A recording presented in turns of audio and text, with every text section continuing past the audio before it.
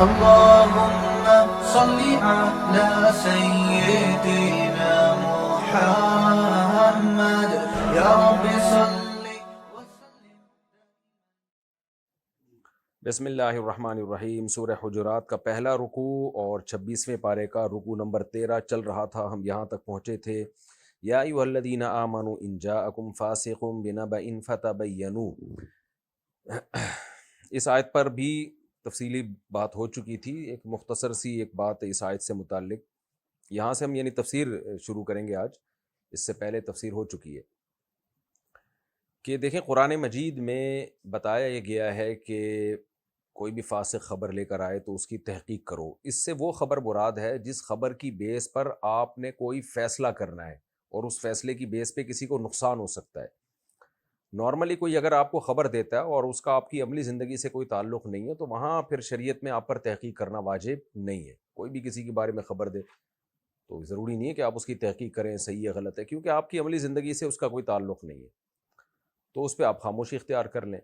اور کچھ خبریں ایسی ہوتی ہیں جن کی تحقیق اسلام میں حرام ہے. جیسے کوئی آپ کو آ کے خبر دیتا ہے کہ فلاں نے زنا کیا، فلاں نے بدکاری کی، تو شریعت میں کسی کے گناہ پہ پردہ ڈالنے کا حکم ہے. وہاں فتبینوا کا حکم جاری نہیں ہوگا بلکہ وہاں پہ تجسس اور تحقیق حرام ہوگی، جیسے کہ آگے سورہ حجرات ہی میں دوسرے رکوع میں آ رہا ہے.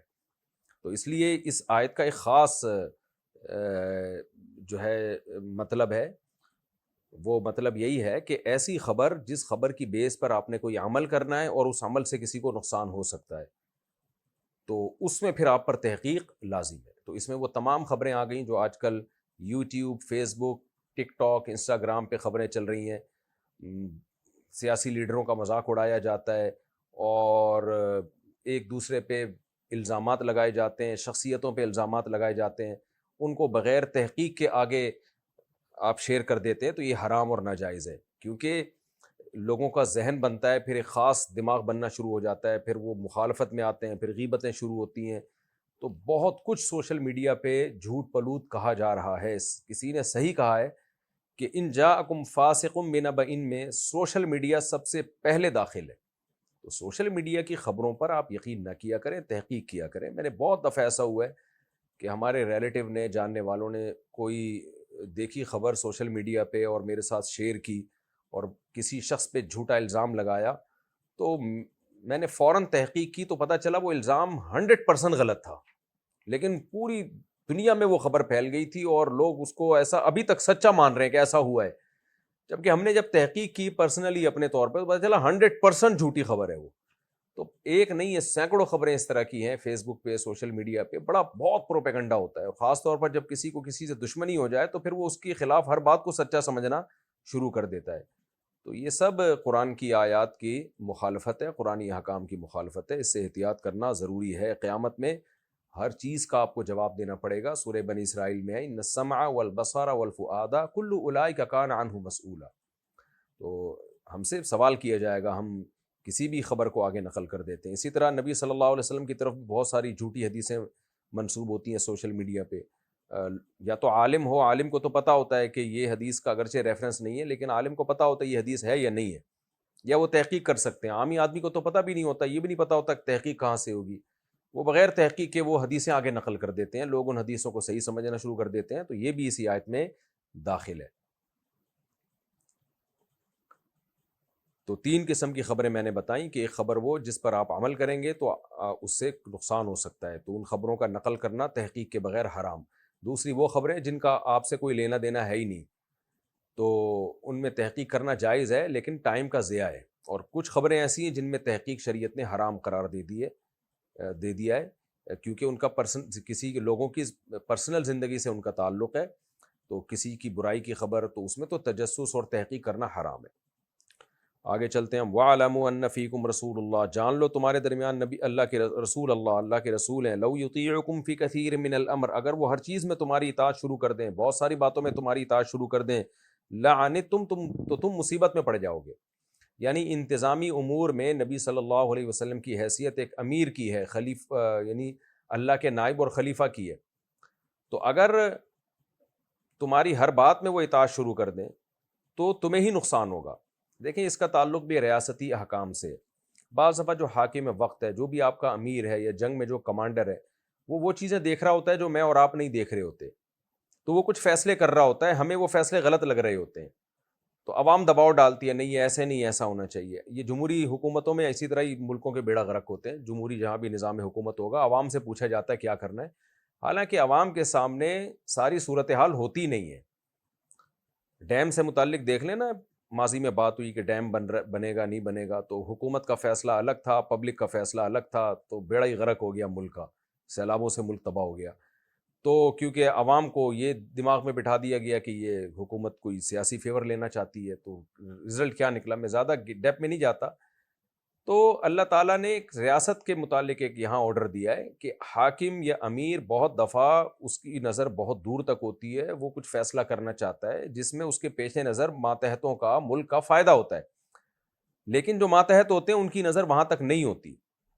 تو اگر کوئی صحیح حاکم ہو اور عوام کا خیر خواہ ہو تو پھر عوام کو چاہیے کہ ویسے بھی انتظامی چیزوں میں حاکم کی اطاعت واجب ہے، چاہے وہ عادل ہو چاہے وہ عادل نہ ہو، نیک ہو برا ہو، تو جائز چیزوں میں بہرحال حکومت کی اطاعت واجب ہے۔ لیکن جب حاکم نبی صلی اللہ علیہ وسلم ہو تو پھر تو آپ امت کی خیر خواہی میں ہی فیصلہ کریں گے۔ تو اس لیے اللہ تعالیٰ نے حکم دیا کہ اگر بہت ساری چیزوں میں تمہاری اطاعت شروع کر دیں تو تمہیں نقصان ہوگا۔ اس سے آپ دیکھیں جمہوریت کتنی بری چیز ہے۔ صحابہ کرام کو یہ کہا جا رہا ہے کہ امیر اگر تمہاری باتیں ہر چیز میں ماننا شروع کر دیں تو تمہیں نقصان ہوگا، یعنی امیر کو فیصلہ کرنے دو، کیونکہ امیر کی نظر وہاں تک ہوتی ہے جہاں تک ماتحتوں کی نظر نہیں ہوتی۔ جیسے کہ صلح حدیبیہ ایک ہمارے سامنے بہترین مثال ہے۔ نبی صلی اللہ علیہ وسلم اور حضرت ابوبکر ایک طرف تھے، بہت سارے اصحاب کو آپ صلی اللہ علیہ وسلم کی رائے ظاہری لحاظ سے سمجھ میں نہیں آ رہی تھی، وہ سمجھ رہے تھے کہ ہم تو دب کے فیصلہ کر رہے ہیں، تو ان کو اشکالات تھے، لیکن اطاعت میں جب صحابہ نے سب نے نبی کی اطاعت کی ہے تو اس اطاعت میں فائدہ کتنا ہوا ہے۔ تو حاکم وقت یا امیر کی اطاعت کا اسی لیے حکم ہے، امیر کے حکم سے آپ حکم عدولی کریں گے تو اس سے بڑے نقصانات ہوتے ہیں۔ تو اللہ نے فرمایا اگر وہ تمہاری باتیں ماننا شروع کر دیں تمہیں نقصان ہوگا، لیکن ہوتا کیا، وَلَٰكِنَّ اللَّهَ حَبَّبَ إِلَيْكُمُ الْإِيمَانَ، لیکن کچھ چیزوں میں تم نبی کی مخالفت پہ آتے ہو۔ مخالفت اس طور پہ نہیں کہ نبی نے حکم جو دیا ہے وہ شریعت کا حکم دیا ہے۔ دیکھیں نبی اگر شریعت بیان کر رہے ہوں تو پھر اس میں تو اختلاف حرام ہے، ناجائز ہے، لیکن نبی صلی اللہ علیہ وسلم پر وحی نازل نہیں ہوئی اور آپ صحابہ سے کوئی مشورہ لے رہے ہیں، تو مشورے میں تو پھر ہر ایک اپنی رائے دیتا ہے، اس میں اتفاق بھی ہوتا ہے، اس میں اختلاف بھی ہوتا ہے۔ تو انتظامی امور کی بات ہو رہی ہے، جیسے غزوہ احد میں آپ نے مشورہ لیا کہ ہم آگے جا کے لڑیں یا شہر کے اندر ہی لڑیں، تو اکثر صحابہ کی رائے یہ تھی کہ ہم شہر سے باہر نکل کے لڑیں گے۔ تو یہ انتظامی چیز ہے جس میں وحی نازل نہیں ہوئی ہے، بلکہ آپ صلی اللہ علیہ وسلم کا جو فیصلہ ایز اے کمانڈر ہے، ایز اے امیر ہے، ایز اے حاکم ہے، ایز اے پیغمبر نہیں ہے۔ تو ایسی چیزوں میں اللہ تعالیٰ فرما رہے ہیں کہ بعض دفعہ صحابہ کرام امیر کی مخالفت کرتے ہیں تو لیکن اس مخالفت کی بنا ٹھیک ہوتی ہے۔ جیسے صلح حدیبیہ میں ہی دیکھ لیں، صحابہ کرام کو اشکال تھا کہ ہم دب کے صلح کیوں کر رہے ہیں، تو اس کی یہ جو صحابہ کرام کو اشکال تھا، اس اشکال کی وجہ یہ نہیں تھی کہ صحابہ کو آپ کی نبوت پہ معاذ اللہ کوئی شک تھا، یا صحابہ آپ کی اطاعت نہیں کرنا چاہتے تھے۔ اطاعت نہ کرنا چاہتے ہوتے تو موت پر کیسے بیعت کر لیتے بھائی وہ، تو اس کی وجہ یہ نہیں تھی، بلکہ دینی غیرت اور دینی حمیت کہ ہم مسلم ہیں تو ہم غالب آئیں گے، ہم کیوں مشرکین سے دب کے صلح کریں ہم۔ اس لیے اللہ نے فرمایا کہ بات یہ ہے کہ اللہ نے صحابہ کے دلوں میں ایمان کو محبوب بنا دیا ہے۔ تو جب ایمان انتہائی درجے کا محبوب ہوتا ہے تو یہی ہوتا ہے کہ غیرت اور حمیت میں جنگ کے لیے فوراً تیار ہو جاتے ہیں، لڑنے کے لیے فوراً تیار ہو جاتے ہیں۔ جیسے کہ ان صحابی نے آ کے خبر دی ولید ابن عقبہ نے کہ وہ لوگ جو ہیں مرتد ہو گئے، تو صحابہ ایک دم غیرت میں آئے کہ بھائی ہم مرتدوں کو کیسے چھوڑ دیں، تو ہم تو لڑیں گے ان کے خلاف۔ تو اس لیے اللہ نے فرمایا کہ یہ جو تمہارے اندر جذبہ ہے نا، اس کی وجہ کیا ہے، حبب الیکم الایمان، اللہ نے تمہارے دلوں میں ایمان کو محبوب بنا دیا، وزینہ فی قلوبکم، اور تمہارے دلوں میں ایمان کو مزین بھی کر دیا ہے۔ شیطان برے اعمال کو مزین کرتا ہے، گویا اچھا عمل صحابہ کے دلوں میں مزین ہو گیا، شیطان کا اثر نہیں ہو پا رہا۔ وَكَرَّهَ إِلَيْكُمُ الْكُفْرَ وَالْفُسُوقَ وَالْعِصْيَانَ، اور اللہ نے تمہارے دلوں میں ناپسند بنا دیا ہے کفر کو، فسق کو اور عصیان کو۔ فسق اور عصیان جب اکٹھے استعمال ہوتے ہیں تو فسق سے مراد گناہ کبیرہ اور عصیان مطلق نافرمانی، تو اس سے صغیرہ گناہ مراد ہوں گے، کیونکہ عطف مغایرت کے لیے آتا ہے، یہ ایک اصطلاح ہے، گرامر کی ٹرم ہے۔ تو اللہ نے تمہارے دلوں میں کفر کو، کبیرہ گناہ کو اور صغیرہ گناہ سب کو ناپسند کر دیا، اس لیے تمہارے اندر اب دینی غیرت اور حمیت ہے۔ اولئک هم الراشدون، فرمایا جن کی یہ صفات ہوتی ہیں وہی کامیاب، وہی ہدایت یافتہ ہوتے ہیں۔ فضلا من اللہ ونعما، اور اللہ نے تمہارے اندر یہ دینی حمیت اور غیرت جو رکھی ہے یہ اللہ کا فضل ہے اور اللہ کی نعمت ہے۔ واللہ علیم حکیم، اللہ خوب جاننے والا اور اللہ خوب حکمت والا ہے۔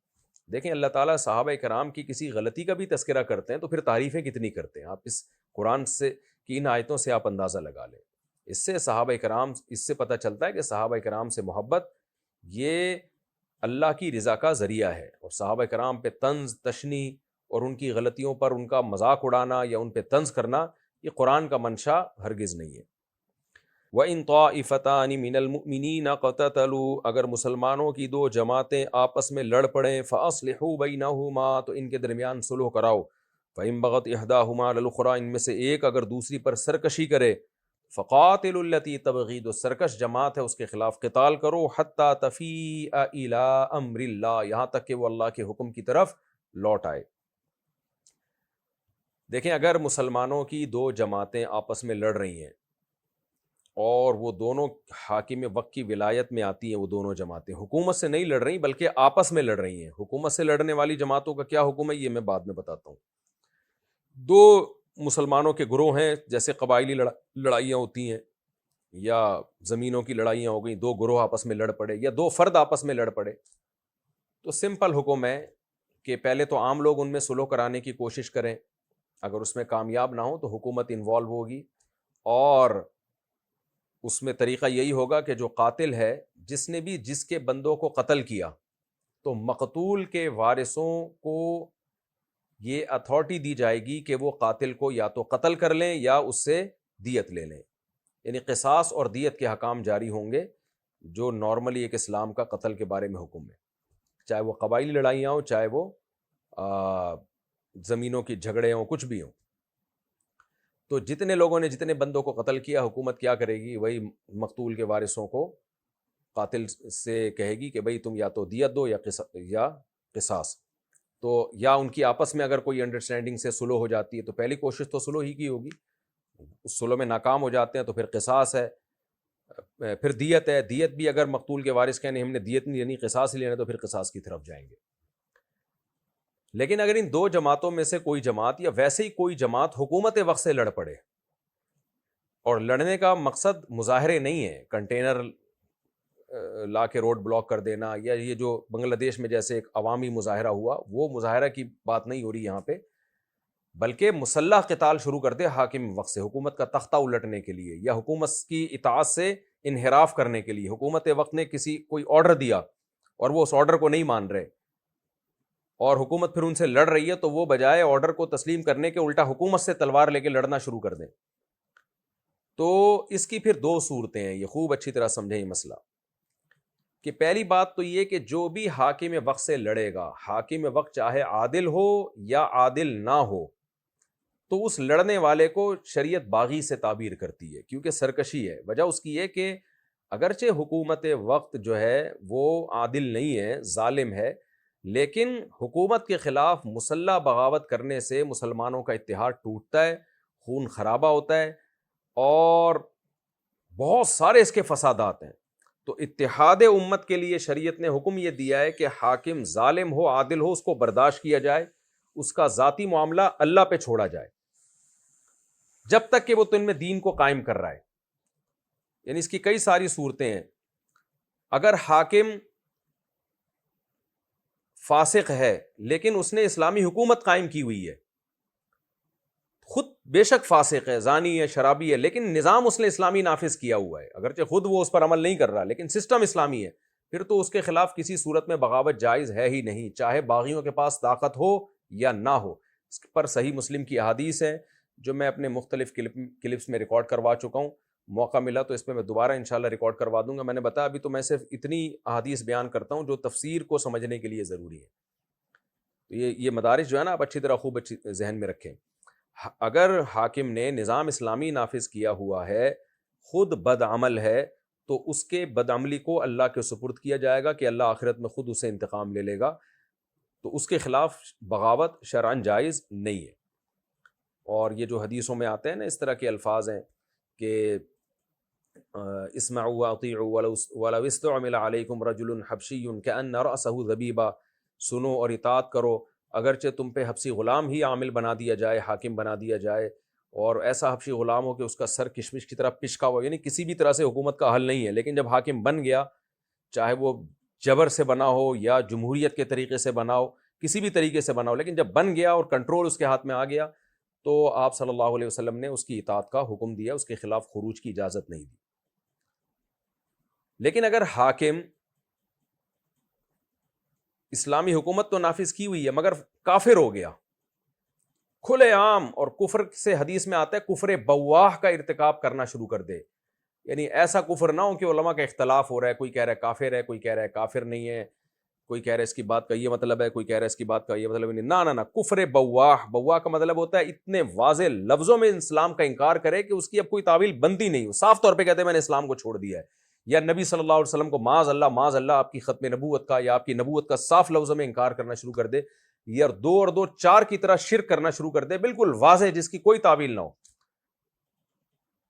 تو یہ وہ صورت ہے جس میں حاکم وقت کے خلاف بغاوت جائز ہے، ایک شرط کے ساتھ، وہ شرط میں آگے بیان کر رہا ہوں، پہلے میں وہ تمام صورتیں بیان کر دوں جس میں بغاوت جائز ہے، لیکن اس میں بھی ایک شرط ہے۔ دوسرا یہ ہے کہ وہ ہے تو عادل، لیکن حکومت جو اس نے نظام قائم کیا ہوا ہے وہ اسلامی نظام نہیں ہے، یعنی بہت سارے قوانین غیر شرعی ہیں، جیسے ہمارے کنٹری میں اسلامی حکومت تو ہے، آئین تو ہمارا اسلامی ہے، لیکن اس کا امپلیمنٹ نہیں ہے، بہت سارے حکام ایسے ہیں جو غیر شرعی ہیں، تو حاکم اگرچہ مسلمان ہے لیکن اس نے نظام اسلامی نافذ نہیں کیا ہوا، یا جزوی طور پر اسلام ہے اور امپلیمنٹ ایسا ہے کہ بہت سارے قوانین آپ کے شریعت کے خلاف ہے، تو حاکم واضح لفظوں میں کافر ہو جائے یا اسلام کے نفاذ سے انکار کر دے تو پھر اس کے خلاف بغاوت جائز ہے، بشرطے کہ باغیوں کے پاس اتنی طاقت ہو کہ وہ حکومت وقت سے لڑ کے تختہ الٹ سکتے ہوں اور عادلانہ نظام قائم کر سکتے ہوں۔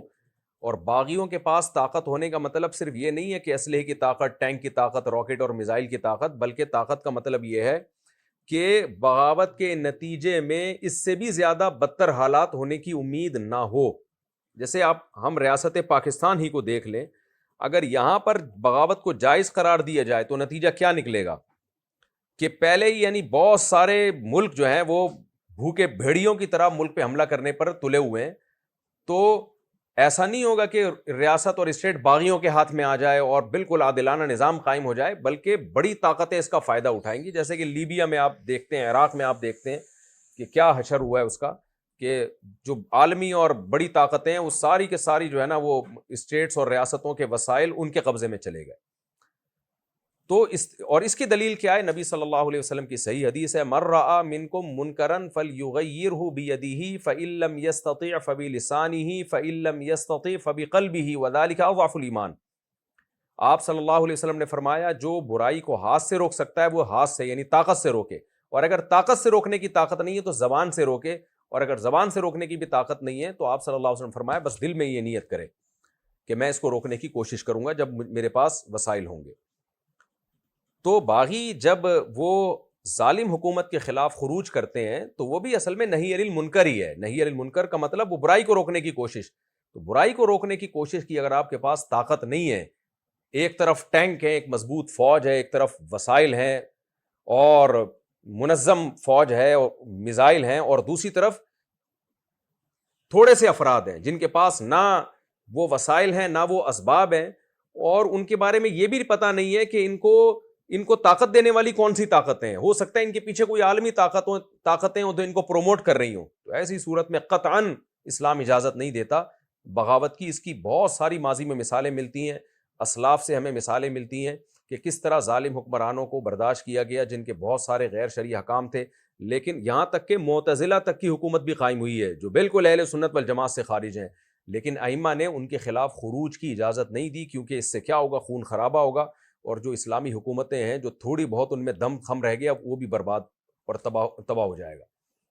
اور یہ میں نے تقریر بیان کی ہے اس صورت میں کہ یہ مان لیا جائے کہ پاکستان غیر اسلامی ریاست ہے، حالانکہ ایسا ہے نہیں۔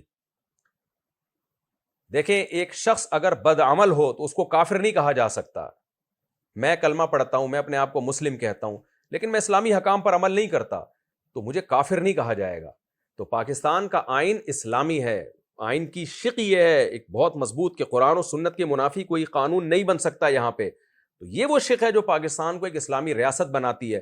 اب اگر عملی طور پر اس کا نفاذ نہیں ہے تو عملی طور پر نفاذ کی جد و جہد کرنی چاہیے. اسلامی نظریاتی کونسل پہ دباؤ ڈال کے, یا اسلامی نظریاتی کونسل حکومت پہ دباؤ ڈالے, یا عوام احتجاج کرے اور وفاقی شرعی عدالت کا استعمال کیا جائے. جو بھی آئینی طریقے بنتے ہیں وہ استعمال کیے جائیں, لیکن صرف اس بیس پہ کہ بہت سارے قوانین چونکہ غیر اسلامی ہیں تو اس بیس پہ کسی کنٹری کو دارالحرب یا دارالکفر قرار نہیں دیا جا سکتا اور اسلامی ریاست کی فہرست سے خارج نہیں کیا جا سکتا. کہ اگر اسلامی ریاست کی اگر یہ ڈیفینیشن ہے کہ 100% اس میں اسلامی قوانین ہی نافذ ہوں تو یہ صرف خلفائے راشدین کے دور میں ہی ہوا ہے. اس کے بعد سے میرا خیال ہے ایسا کبھی بھی نہیں ہوا کہ A to Z اور 1 سے لے کے 100 تک سارے قوانین بالکل 100% ایسے ہوں جیسے سیدنا عمر بن خطاب رضی اللہ تعالیٰ عنہ کا دور تھا. تو ایسا کبھی بھی نہیں ہوا, لیکن پھر بھی ان ریاستوں کو اسلامی ہی کہا گیا ہے. تو اسی وجہ سے ہم جتنی بھی اسلامی ریاستیں اگر ان میں غالب اسلام ہے اور زبان سے بھی وہ اسلامی ریاست ہونے کا دعویٰ کرتے ہیں اور غالب حکام ان کے اسلام کے مطابق ہیں تو ان کو اسلامک اسٹیٹ ہی کہا جائے گا. یہ نہیں کہا جائے گا کہ چونکہ فلاں قانون غیر شرعی, فلاں قانون غیر شرعی, لہذا یہ دارالکفر ہیں اور دارالحرب ہیں تو لہذا ان کے خلاف بغاوت جائز ہے. تو یہ شرعاً اس کی اجازت نہیں ہے. اور ویسے بھی آج کل کے جتنے باغی ہیں ان میں ایک عجیب بات ہے کہ جو اسٹیٹس 100% سیکولر ہیں, 100% دارالکفر ہیں, 100% اسلام کا انکار کرتی ہیں, کمال کی بات یہ کہ یہ ان ملکوں میں بغاوتوں کے بالکل بھی قائل نہیں ہیں, حالانکہ وہ تو کفر بواہ کی مرتکب ہیں اور صاف طور پہ کہتے ہیں کہ ہم اسلام کو نہیں مانتے.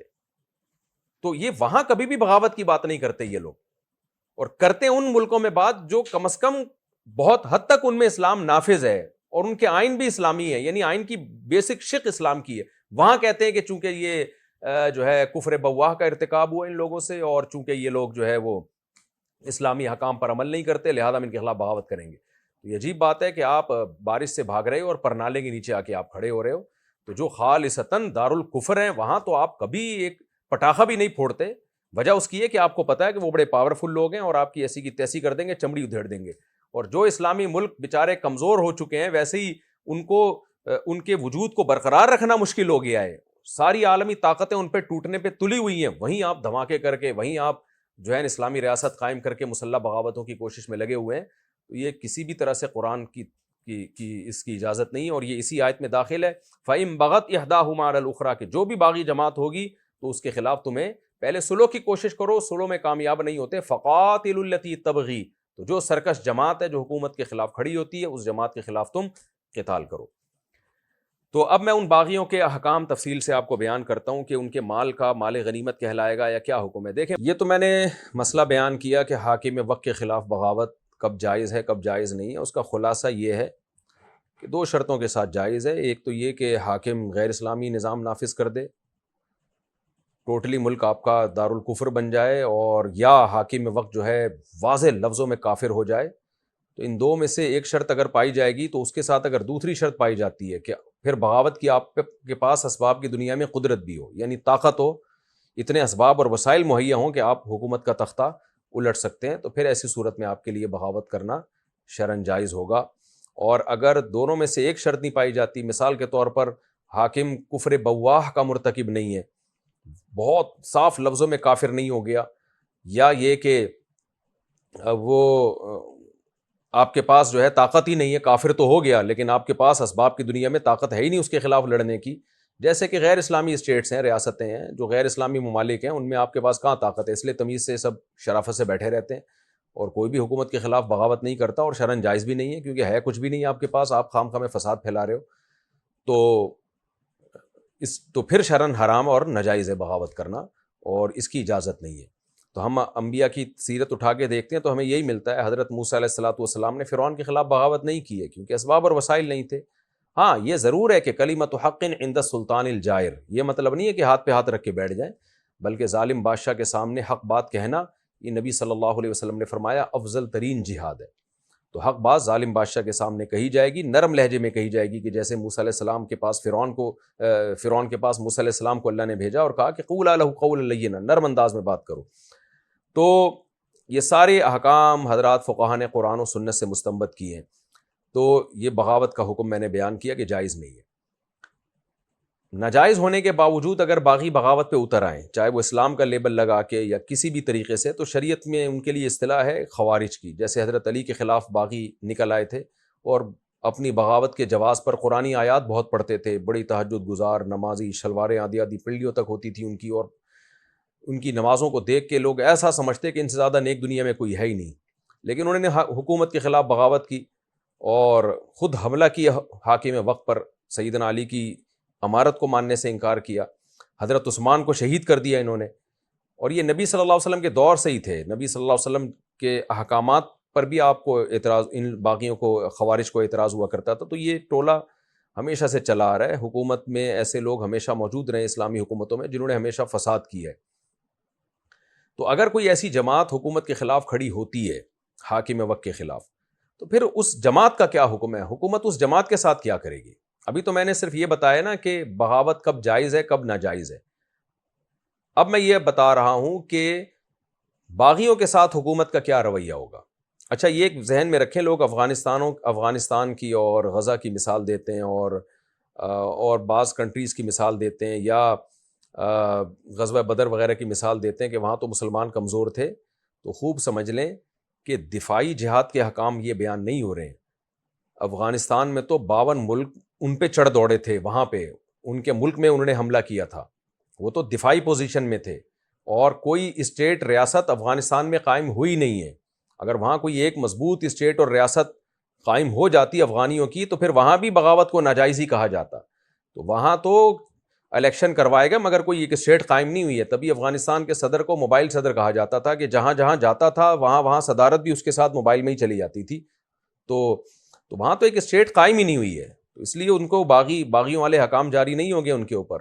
اور وہ جو اتنے ملکوں سے لڑ رہے تھے وہ دفاعی جنگ تھی. تو دفاعی جنگ میں تو اگر آپ کے ملک پر کوئی ملک حملہ کرتا ہے پھر تو مرتا کیا نہ کرتا، پھر تو بہرحال آپ نے دفاع کرنا ہی کرنا ہے. تو دفاع ایک الگ چیز ہے اور بغاوت بالکل ایک الگ چیز ہے. یہاں میں بغاوت کے حکام بیان کر رہا ہوں. اقدامی جہاد جائز نہیں ہے جب تک آپ کے پاس طاقت اور قوت نہیں ہے، اور بغاوت جائز نہیں ہے حکومت وقت کے خلاف جب تک آپ کے پاس اسی لیول کی فوج نہ ہو، اسی لیول کی ٹینک نہ ہو، اسی لیول کی آپ کے پاس اسلحہ. اور ظاہر ہے عملی طور پر یہ ہو ہی نہیں سکتا. تو اس لیے شرعاً حاکم وقت کے خلاف بغاوت کی اجازت نہیں ہے. وجہ اس کی ہے کہ اس سے بہت زیادہ فساد پھیلتا ہے. تو اب اللہ تعالیٰ فرما رہے ہیں کہ مسلمانوں کی 2 جماعتیں لڑ پڑیں تو ان 2 جماعتوں میں 2 حکومت کی ولایت کے تحت جو جماعتیں ہوں گی وہ بھی اس میں داخل ہو سکتی ہیں، اور خود حکومت کی لڑائی ہو جائے کسی گروہ سے وہ بھی اس میں داخل ہے. تو حکومت کی بھی جب مسلمانوں کے کسی گروہ سے لڑائی ہو جائے تو اللہ نے فرمایا پہلے صلح کی کوشش کرو، باغیوں کے شبہات دور کرو. حکومت اگر کچھ غلط کر رہی ہے تو حکومت کو کوشش کرو کہ وہ ٹھیک کرنا شروع کر دے تاکہ یہ بغاوتیں نہ ہو. تو اس طرح سے صلح کی کوشش ہو. اگر صلح کی یہ کوششیں ناکام ہو جاتی ہیں تو پھر جو بھی سرکش جماعت ہے، جو حاکم وقت کے خلاف جماعت کھڑی ہوئی ہے، تو اس کے خلاف قتال کیا جائے. یہی وجہ ہے کہ حضرت علی رضی اللہ تعالیٰ عنہ نے خوارج کے خلاف قتال کیا اسی آیت کی روشنی میں. حالانکہ وہ بھی مسلمان ہی سمجھے جاتے تھے، تہجد پڑھتے تھے، روزے رکھتے تھے، لیکن چونکہ حاکم وقت کے خلاف خروج کیا تھا تو ان کو مارا گیا. اور سیدنا علی رضی اللہ تعالیٰ عنہ نے حاکم وقت پہ دباؤ ڈالا کہ قاتلان عثمان سے قصاص لیا جائے. حضرت معاویہ سمجھتے تھے کہ میرا یہ مطالبہ بالکل بجا ہے، لیکن سیدنا علی جو امیر تھے، خلیفہ تھے، ان کی رائے یہ تھی کہ میرے پاس طاقت نہیں ہے کہ میں قاتلان عثمان سے قصاص لے سکوں، لہذا میں یہ کام نہیں کر سکتا. حضرت علی کا موقف یہ تھا کہ میں آپ کے ہاتھ پہ اس وقت تک بیعت نہیں کروں گا. تو سیدنا علی کا موقف یہ تھا. تو سیدنا علی کا مقصد حاکم وقت کے خلاف بغاوت نہیں تھا بلکہ حکومت پہ دباؤ ڈال کے حضرت عثمان کے قاتلوں سے قصاص لینا، یہ ان کا مقصد تھا. لیکن حضرت علی کی رائے یہ تھی کہ چونکہ یہ میرے لیے ممکن نہیں ہے، تو اب اگر حضرت معاویہ میرے ہاتھ پہ بیعت نہیں کرتے تو اس سے مسلمانوں میں فساد ہوگا. تو انہوں نے بھی پہلے صلح کی کوشش کی اور اسی آیت کی روشنی میں پھر سیدنا علی نے حضرت معاویہ رضی اللہ تعالیٰ عنہ کے خلاف قتال کیا. تو اب صحابہ کے 3 گروہ بن گئے تھے اس وقت. ایک حضرت علی کے ساتھ تھا اس آیت سے استدلال کرتے ہوئے کہ جو باغی جماعت ہے، جو حکومت کی اطاعت میں نہیں آ رہی ہے، تو وہ باغی جماعت ہے، لہذا ان کے خلاف قتال کیا جائے گا. تو بہت سارے حضرات حضرت علی کے ساتھ ہو گئے. سیدنا معاویہ کے ساتھ جو لوگ ہوئے، حضرت معاویہ کی رائے یہ تھی کہ میں نے ابھی تک آپ کو امیر تسلیم نہیں کیا ہے اور شام کے جو علاقے میرے پاس ہیں ان پر آپ کا کنٹرول ہی نہیں ہوا ہے، تو لہذا میرا آپ کی اطاعت سے انحراف کرنا بغاوت نہیں کہلائے گا. بغاوت تو حکومت کی اطاعت سے انحراف کرنا کہلاتا ہے. تو آپ کو ہم ابھی تک حاکم وقت ہم نے مانا نہیں ہے. تو اگرچہ سیدنا حضرت معاویہ اس پہ میں غلطی پر تھے، مگر یہ غلطی اجتہادی تھی. یہی وجہ ہے کہ شروع میں حضرت عائشہ نے بھی حضرت معاویہ کا ساتھ دیا. تو حضرت عائشہ کیسے مجرم ہو سکتی ہیں معاذ اللہ؟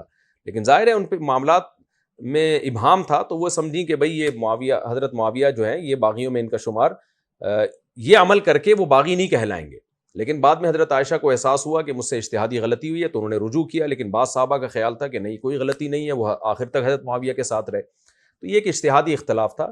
لیکن بعد میں حضرات فقہا نے بیان کر دیا کہ اس میں حق حضرت علی کے ساتھ تھا، کیونکہ حاکم بہرحال جو بھی ہو تو آپ کو اس کی اطاعت کرنی ہے. قاتلوں سے قصاص لینا یا نہ لینا، اس میں حکومت وقت پہ دباؤ ڈالا جا سکتا ہے، مگر اتنا دباؤ کہ آپ حکومت کی اطاعت سے ہی نکل جائیں، یہ جائز نہیں ہے. تو حکومت پہ چھوڑ دیا جائے گا. حکومت اگر لیتی ہے قصاص ٹھیک ہے، نہیں لیتی تو حکومت کا معاملہ اللہ پہ چھوڑ دیا جائے گا.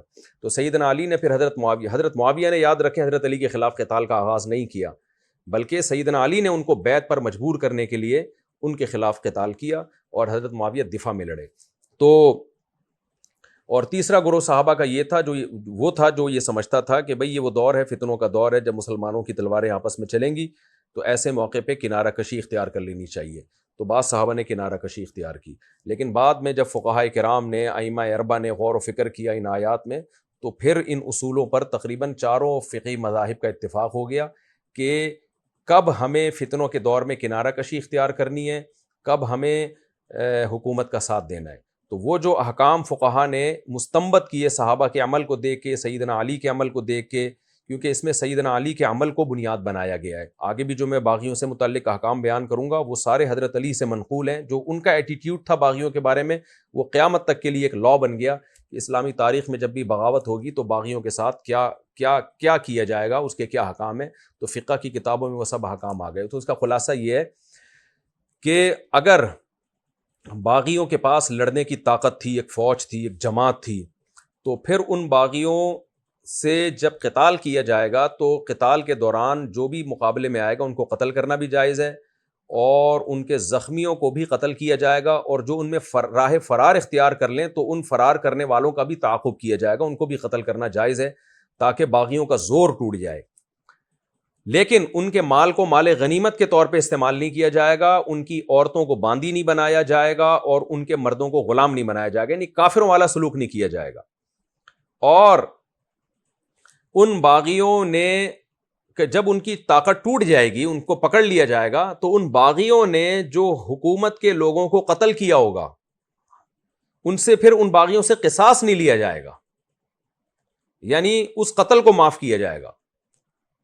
تو طاقت اور قوت توڑنے کے لیے تو ان سے لڑائی کی جائے گی، لیکن ان باغیوں نے اس جنگ کے دوران جو حاکم کی فوج میں جو مسلمان شامل تھے ان کو جو قتل کیا، تو پھر اس میں دیت اور قصاص نہیں ہے. یہی وجہ ہے کہ یعنی یہ حکم کہاں سے نکالا گیا؟ حضرت علی رضی اللہ تعالیٰ عنہ کے عمل سے، کہ حضرت علی نے جب باغیوں کو گرفتار کیا تو ان سے قصاص بھی نہیں لیا گیا، ان سے دیت بھی نہیں لی گئی، اور جو ان کے مال کو مال غنیمت کے طور پہ استعمال بھی نہیں کیا گیا، اور ان کی عورتوں کو باندی بنانا یا ان کے مردوں کو غلام بنانا یہ بھی نہیں. تو باغیوں کے نہ غلام بنایا جائے گا، نہ باندی بنایا جائے گا، نہ ان کے مال کو مال وراثت کے طور مال غنیمت کے طور پہ استعمال، بلکہ ان کا مال ان کے حوالے کیا جائے گا. ہاں، حکومت اس وقت تک محبوس کر سکتی ہے جب تک ان کی طاقت برقرار ہے. اگر حکومت کا خیال ہے کہ ان کو پیسہ دیا گیا تو یہ دوبارہ طاقتور ہو جائیں گے تو اس مال کو محبوس کر لیا جائے گا، اور مال غنیمت میں تقسیم نہیں ہو سکتا، اور نہ ان قصاص بھی نہیں لے. اس میں ان کو فیور دیا جائے گا کہ اگر وہ ان کی طاقت اور قوت ٹوٹ جاتی ہے تو اب یہ نہیں کہ کیونکہ یہ تو جنگ ہوئی ہے نا، اتنی بڑی طاقت اور قوت ہے تو کس کس سے قصاص لیں گے، تو اس میں ان کو فیور دیا جائے گا. اس لیے کہ ایک عذر تھا ان کے پاس کہ ان کا یہ خیال تھا کہ ہم نہیں علی المنکر کر رہے ہیں، تو اس چیز میں ان کو فیور کیا جائے گا، اس شبہے کا ان کو فائدہ دیا جائے گا کہ ان سے قصاص نہیں لیا جائے گا. لیکن باغی جماعت اگر بہت کمزور ہے، اسباب کی دنیا میں ان کی فتح کا دور دور کا کوئی امکان ہی نہیں ہے، جیسے 4-6 آدمی اٹھ کے حکومت کے خلاف بغاوت کرتے ہیں، تو پھر ان کے حکام یہ نہیں ہے، بلکہ ان کے حکام پھر یہ ہے کہ ان کے جو بھی ان میں کسی کو قتل کرتا ہے تو اس سے قصاص لیا جائے گا. پھر اس کو عام لڑائی سمجھا جائے گا، اس کو وہ اصطلاحی بغاوت سمجھا ہی نہیں جائے گا، اس لیے کہ ان کے پاس کچھ ہے ہی نہیں تو تم کیا بغاوت کر رہے ہو، بلکہ فساد ہی فساد ہے یہ. تو ایسی صورت میں ان کو گرفتار کیا جائے گا، اور جو بھی احکام ہیں کہ انہوں نے اگر کسی کو قتل کیا ہو تو اس قتل کو ذاتی قتل سمجھا جائے گا، مقتول کے وارثوں کو اجازت دی جائے گی، چاہو تو اس سے قاتل سے قصاص لو، چاہے تو دیت لے کے اس کو چھوڑ دو۔ تو حکومت کے جو بھی بندے مارے گئے ہیں نا، تو ان بندوں کے وارثوں کے حوالے کر دیا جائے گا ان باغیوں کو، کہ آپ جیسے ایک قبائلی لڑائیاں ہوتی ہیں اس طرح کا ان کے ساتھ سلوک کیا جائے گا کہ قصاص یا دیت۔ اور مال غنیمت تو بہرحال مسلمان کا مال غنیمت کے طور پہ تقسیم نہیں ہوتا۔ یہ کچھ مختصر احکام تھے جو میں نے آپ کے سامنے بیان کیے بغاوت سے متعلق۔ تو خلاصہ بیان کرنے کی ضرورت نہیں ہے، بہت زیادہ میں نے اس مضمون کو ریپیٹ کیا ہے۔ اللہ تعالیٰ ہمیں عمل کی توفیق عطا فرمائے۔ اچھا، حدیث میں ہمیں 3 طرح کے احکام ملتے ہیں فتنوں کے دور میں نا، جب مسلمانوں کی تلواریں آپس میں چل رہی ہوں۔ ایک حکم تو ہمیں قرآن میں یہ ملتا ہے کہ باغیوں سے لڑو، دوسرا حکم ہمیں یہ ملتا ہے نہی عن المنکر، کہ جو برائی ہے اپنے ہاتھوں سے روکو۔ تو باغی اس حدیث سے استدلال کرتے ہیں کہ ہمیں برائی کو روکنے کا حکم ہے، تو ہم طاقت کے بل بوتے پر حکومت سے لڑ رہے ہیں تاکہ ہم برائی کا خاتمہ کریں۔ اور تیسرے احکام یہ ہے کہ جب مسلمانوں کی تلواریں آپس میں چلیں تو حدیث میں آتا ہے، صحیح مسلم کی حدیث ہے، کہ تم درختوں کی جڑوں میں گھس جاؤ، لڑائیوں میں شرکت نہ کرو، پہاڑوں پہ بکریاں لے کے چلے جاؤ اور الگ تھلگ ہو جاؤ لوگوں سے۔ تو شروع میں صحابہ کرام میں کنفیوژن تھی کہ ان لڑائیوں میں ہم نے کیا کرنا ہے۔ بعض نے کہا ہم پہاڑ پہ بکریاں لے کے چلے جائیں گے، کسی لڑائی میں شریک نہیں ہوں گے، چنانچہ وہ نہ حضرت علی کے ساتھ نہ حضرت معاویہ کے ساتھ۔ بعض نے کہا بھائی ہم نہی عن المنکر، جو ہے نا وہ لڑیں گے، حضرت علی سے لڑیں گے کیونکہ قصاص لینا ہمارا ذاتی حق ہے، اللہ نے ہمیں حق دیا ہے۔ تو بعض نے کہا کہ ہم باغیوں سے لڑیں گے۔ تو شروع میں یہ کنفیوژن تھی، لیکن بعد میں امت کا اجماع ہو گیا کہ بھئی تینوں الگ الگ موقع کے لیے۔ تو اگر مسلمانوں کی سرے سے کوئی جماعت ہے ہی نہیں، امیر ہے ہی نہیں، حاکم وقت ہے ہی نہیں، ریاست ہے ہی نہیں، تو پھر اگر 2 مسلمانوں کے گروہ آپس میں لڑیں تو آپ کسی کی سائیڈ نہ ہو، آپ الگ تھلگ ہو جائیں، بکریاں لے کے پہاڑوں پہ چلے جائیں۔ اور اس کی دلیل کیا ہے؟ الزموا جماعت المسلمین و امامہم، نبی نے فرمایا جماعت المسلمین اور اس کے امام کو، یعنی حاکم وقت کو تم نے جو مسلمانوں کا امیر ہے اس کو لازم پکڑنا ہے، اگر وہ نہ ہو تو پہاڑوں پہ بکریاں لے کے چلے جاؤ، درختوں کی جڑوں میں جا کے رہو۔ یہ حدیث کے حکام ہے۔ تو اگر ریاست ہی نہیں ہے نا، کوئی ایسی رہ رہے ہیں کہیں، کوئی اسٹیبل اسٹیٹ ہی نہیں ہے، تو پھر حکم یہی ہے کہ بھائی آپ ان تمام فتنوں سے الگ تھلگ رہیں، بس اپنے دین ایمان کی، کیونکہ آپ کسی بھی فریق کا ساتھ دیں گے تو جنگ کم ہونے کے بجائے بڑھے گی۔ لیکن اگر کوئی اسٹیٹ اور ریاست موجود ہے تو پھر نہی عن المنکر اتنا جائز ہے جتنی آپ کے اندر استطاعت ہے، اس سے زیادہ آپ کے اندر جائز نہیں ہے۔ اور اگر لڑائی کی نوبت آتی ہے، باغی لڑتے ہیں حکومت سے، تو پھر شریعت میں حکم یہ ہے کہ حکومت وقت کا ساتھ دینا ہے، جیسے کہ صحابہ کرام میں جن لوگوں نے حضرت علی کا ساتھ دیا، تو ہماری رائے میں، اہل سنت والجماعت کی رائے میں، وہ لوگ برحق تھے۔ یہ میں نے احکام کا آپ کے سامنے خلاصہ پیش کر دیا۔ وقت ہمارا مکمل ہو چکا ہے، بس میں آیت مکمل کر دیتا ہوں۔ فرمایا فَإِنْ فَاءَتْ فَأَصْلِحُوا بَيْنَهُمَا بِالْعَدْلِ، اگر وہ باغی جماعت لوٹ آئے اور صلح پہ آمادہ ہو جائے تو ان کے درمیان عدل کے ساتھ فیصلہ کرو، انصاف کرو، اللہ انصاف کرنے والوں کو پسند کرتا ہے۔ اِنَّمَا الْمُؤْمِنُونَ إِخْوَةٌ، مسلمان آپس میں بھائی بھائی ہیں، لہذا اپنے بھائیوں میں صلح کی کوشش کیا کرو۔ اگر لڑائی ہو رہی ہے نا تو اولین کوشش تمہاری صلح کی ہونی چاہیے، اور اللہ سے ڈرو تاکہ تم پر رحم کیا جائے۔ یہ رکوع بہت اہم تھا، کمپلیٹ ہو گیا۔ اگلے ایپیسوڈ میں انشاءاللہ میں سورہ حجرات کا رکوع نمبر 2 اور 26ویں پارے کا رکوع نمبر 14 سے انشاءاللہ میں اپنے لیکچر کو شروع کروں گا۔ اللہ تعالیٰ سمجھنے کی، عمل کی توفیق عطا فرمائے۔ وما علینا الا البلاغ۔